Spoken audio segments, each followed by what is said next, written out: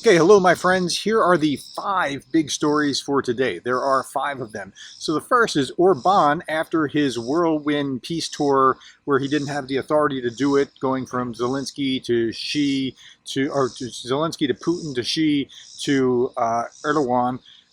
He's proposing now the restoration of diplomatic relations with Russia. That's going to be a non-starter. It'll go nowhere, but that's what's going on. Okay, big story number 2.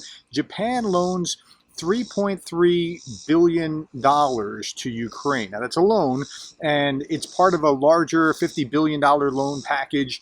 The United States has $20 billion of that loan. Europe has another $20 billion of that loan collectively. Canada has $10 billion of that loan, and so that's what we're talking about here with this package. So there's multiple funding sources, whether it's, and the loan comes from the frozen assets, but it's a loan. So that's where we are with that. Big story number 3, the Germans are giving 10 million, not billion, but million, to restore the children's hospital that was just attacked last week. I'm sure the Children's Hospital, there's going to be plenty of fundraisers to rebuild and restore that. Even the Olympic Committee is giving 1 million hryvnia. Now, hryvnia are not the same. It's like 1 to 32, I think, to US dollar. So it's not $1 million, but it's the Olympic Committee. It's not even a nation state that's doing that. Big story number 4. So the EU Parliament voted 495 to 137 to continue to support Ukraine. 47 were abstaining. And so that's a good, I mean, I would like it to be higher, but that's still well within the parameters of solid support for Ukraine moving forward. They also approved the irreversibly of NATO membership, and they were in support of that. So the European Parliament's in good shape. Big story number 5. So in Wisconsin, cops killed a man wielding knives. He had, I think, a knife in each hand, and he was shot 2 blocks from the Republican National Convention. And then there was another man who cops detained who had a mask, like a Scream mask, like from the movie Scream, and a loaded gun in his backpack outside the convention.